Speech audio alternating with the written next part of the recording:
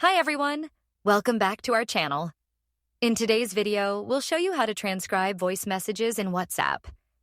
This feature is perfect for those times when you can't listen to a voice message and would rather read it instead. It's quick, convenient, and enhances your messaging experience. Let's dive in. Start by opening the WhatsApp app on your device. Once you're in, go to the Settings menu. If you're on iOS, you'll find the gear icon at the bottom right corner of the screen.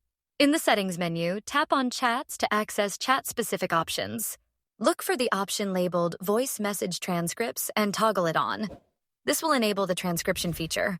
Next, tap on Choose Language to set your preferred transcription language. A list of available languages will appear.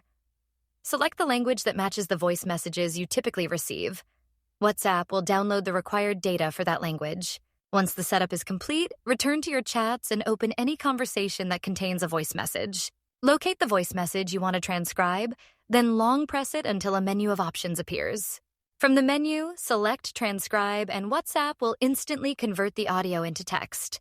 The transcribed text will appear neatly below the voice message, making it easy to read. And that's all there is to it. Transcribing voice messages on WhatsApp is a game changer for multitasking or when you're in situations where listening isn't possible.